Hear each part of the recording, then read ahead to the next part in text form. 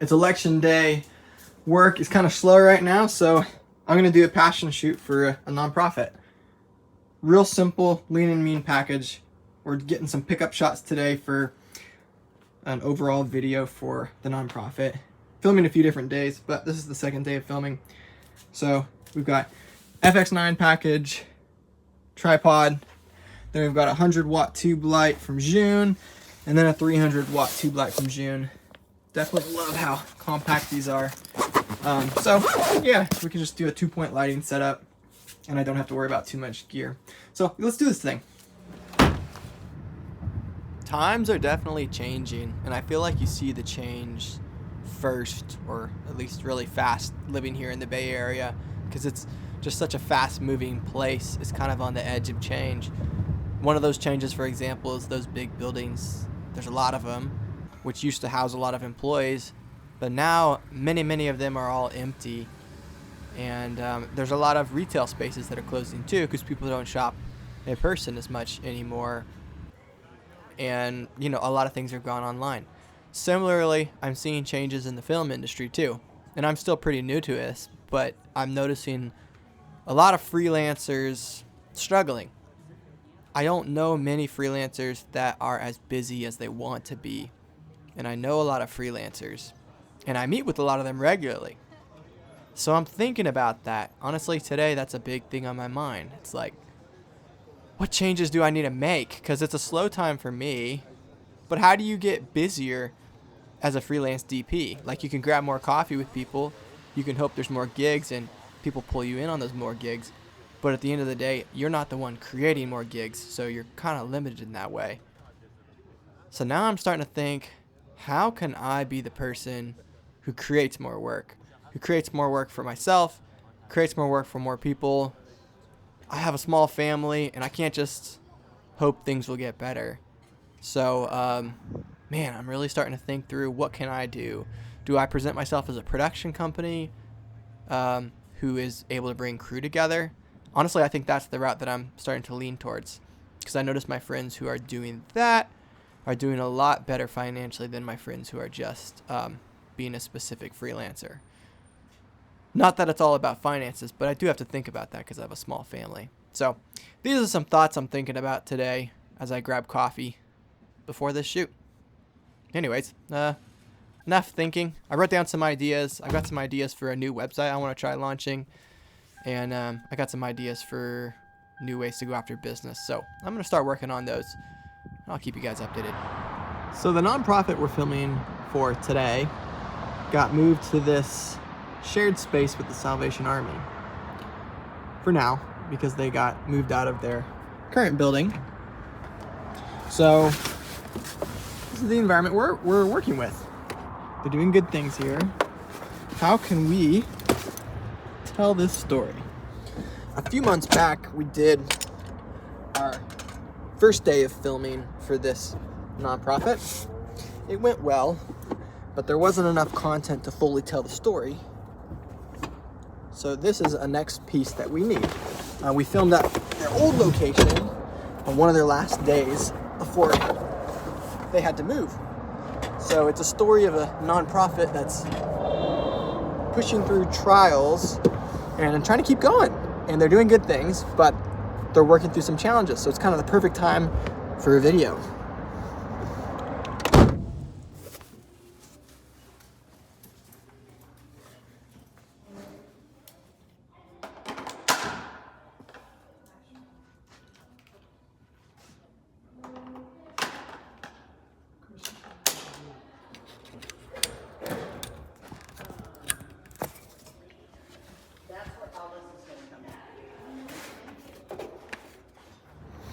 The lighting in there is pretty tricky. Doing our best to work with it. I think the story's gonna have to carry through on this one, because the visuals, I don't know, they're challenging.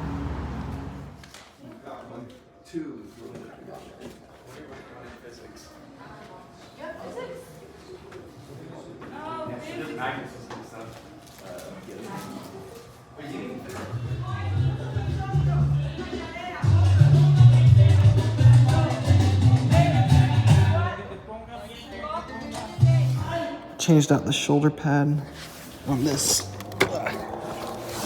recently. The Vocus one, you can take it out, and you can buy other ones, but I had one that protruded quite a bit further. It was a lot softer, but I wanted to try the smaller one, and I'm really liking it. It's definitely more low profile and actually comfy enough. I'm liking it. Everything this company, Vocus, makes, so nice. Time to grab our stuff and set up for a quick interview. We're gonna film our main interview inside, and this room tells the story the best because this is the main room we've been moved to, and this is the angle I'm going with. I'm gonna have her facing this way, and we gotta be quick, so we've got the quickest lighting possible. This is what the setup is looking like. I'm gonna have them in that third corner, and we'll have, this will be our fill light, and this will be our key.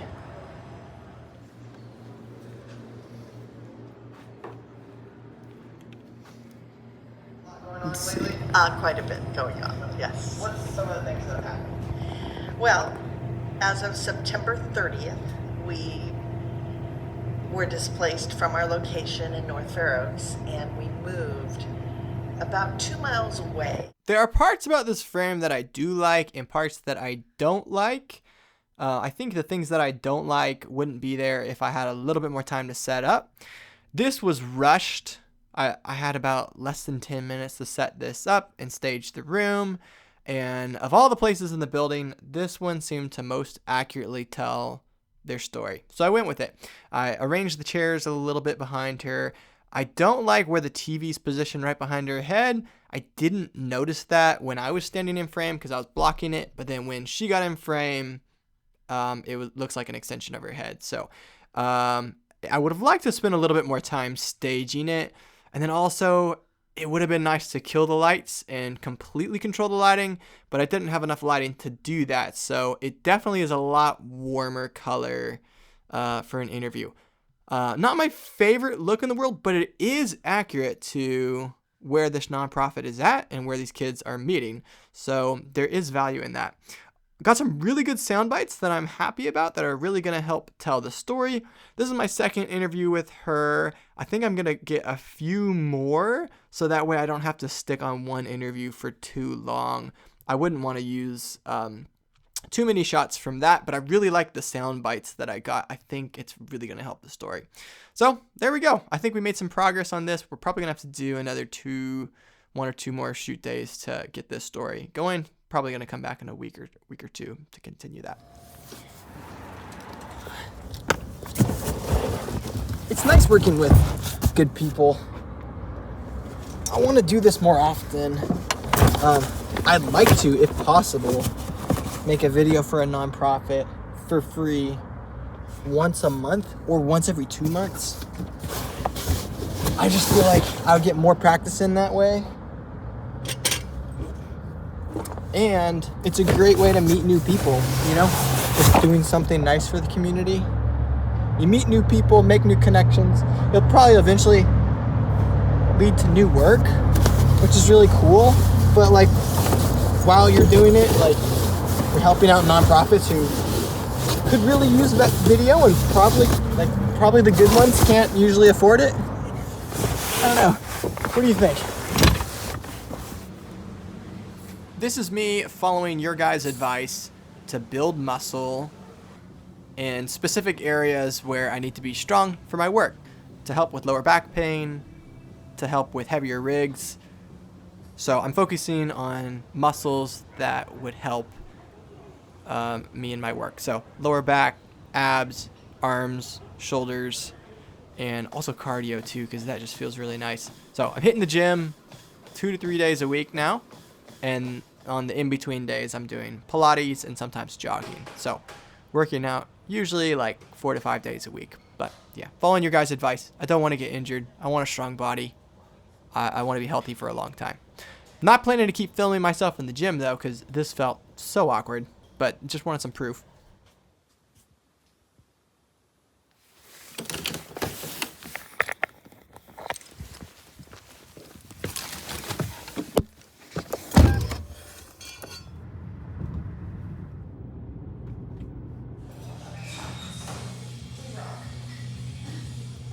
All our coffee and pastries are good to go.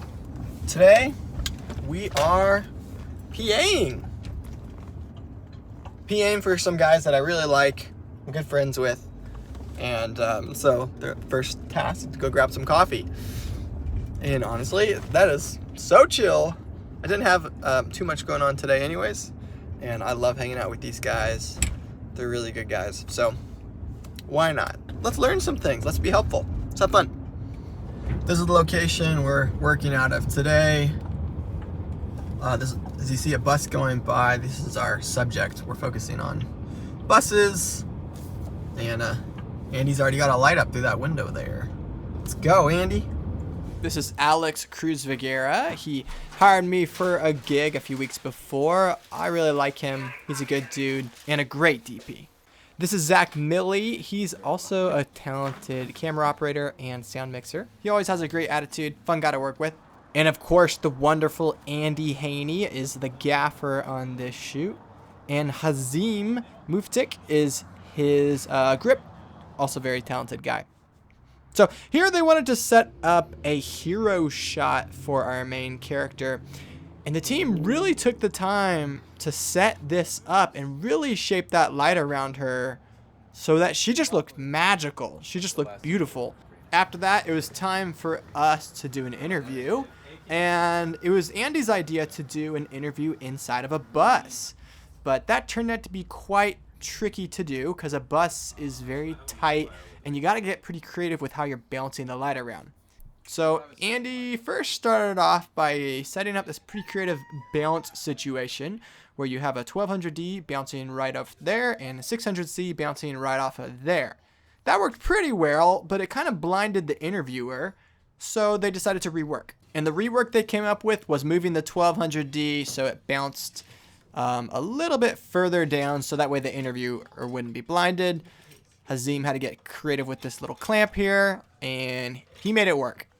And once we were ready to go and got the talent in there, again, she just looked gorgeous. We've got a 2-camera angle, 1 camera on a slider, 1 camera fixed, and come on now, look how beautiful that is. Literally looks like she's just chilling in a bus. Lunchtime. Time for me to go get some food. This town is loaded with lots of great looking taco trucks. So I found one that looked awesome and then I lost it. And I found another one that looked awesome and I lost it. And then I found another one. It's so easy. There's so many taco trucks. And each one I see looks better and better. Anyways, we picked one. Everyone put in an order and we're gonna go get it. Also, people are fading. They need more coffee. So, gotta get that coffee. And meanwhile, while all this is going on, I had a little downtime while some interviews were going on, and I started getting some texts, and I may have just landed a cam op job for tomorrow. So, yeah. This spot seems awesome. Currently just waiting for our food. Man, I'm pretty excited for this. We got the food. Now it's time to get some more coffee.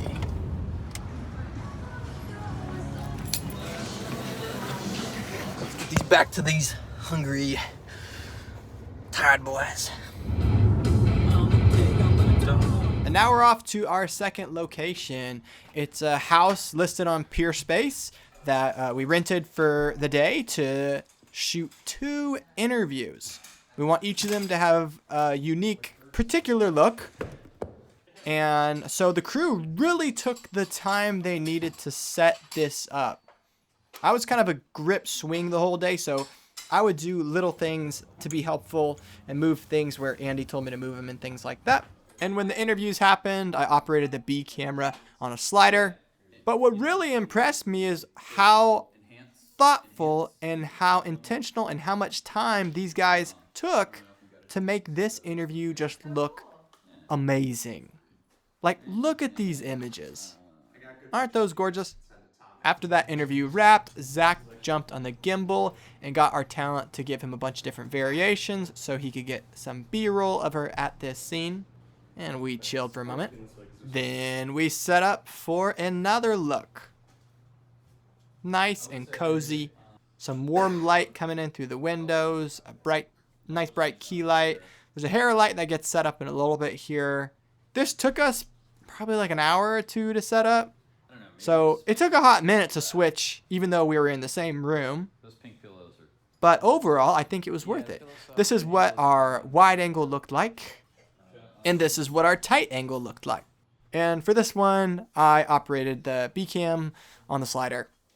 Something that was really funny is once we fully set up the look and we had the client come over to take a look at it, his brain almost blew out of his head. He was like, "Oh my God, that's amazing." When that interview ended, we broke down all of our gear, loaded everything into our cars, and it was time to drive home. Okay, door's locked. Let's get out of here. Long day, but a good day. My key takeaway today is even if you're doing something simple, if you bring team into it, if you bring other talented people, it's going to be way better than if you just did it yourself. A shoot like this where you have 3 corporate interviews in a day, a lot of DPs would try to do it solo, maybe have a PA. A lot of DPs would try to do it by themselves, bring the lighting package, 3-point lighting package, and take the bulk of the fee for themselves. But Alex put together a proper crew, paid everyone well, and the looks absolutely blew away the client. So premium. And 100% not something he would have even had time to do on his own if he tried to run solo the whole day. So a big takeaway for me was bring other team members in if you really want to offer a premium product. Like, there's no way a solo DP could have pulled off these looks. Anyways, that's it for me. That's the end of this video. Thanks for hanging out. If you'd like to connect with me, send me a message on Instagram. Love to grab coffee with other locals in the industry. And if you'd like to work with me, send me a message through my website. All right, I'll see you. Have a good one.